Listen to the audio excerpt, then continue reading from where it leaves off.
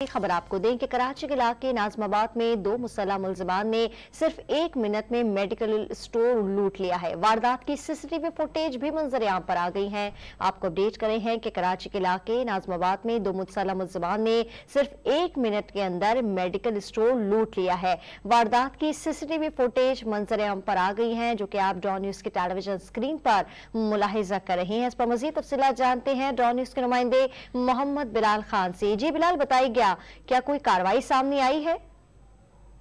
जी बिल्कुल, देखिए नाजमाबाद में मुल्जिमान ने मेडिकल एंड जनरल स्टोर लूट लिया तो मुल्जिमान स्टोर में दाखिल हुए और 1 मिनट में वारदात मुकम्मल की। वारदात की सीसीटीवी फुटेज भी मंजर आम पर आई है। फुटेज में देखा जा सकता है कि दो मुल्जिमान मेडिकल स्टोर में आते हैं। मुल्जिमान जैसे ही स्टोर के अंदर दाखिल हुए, एक मुल्जिम अपना काउंटर पर रखता है, दूसरा मुल्जिम काउंटर के अंदर जाता है और दराज से कैश निकालता है और बआसानी मुल्जिमान वारदात करके फरार हो जाते हैं। लेकिन पुलिस की जानिब से मौका सामने आया है कि फुटेज हासिल कर ली गई है और मुल्जिमान को जल्द से जल्द गिरफ्तार कर लिया जाएगा। बहुत शुक्रिया आपका मोहम्मद बिलाल।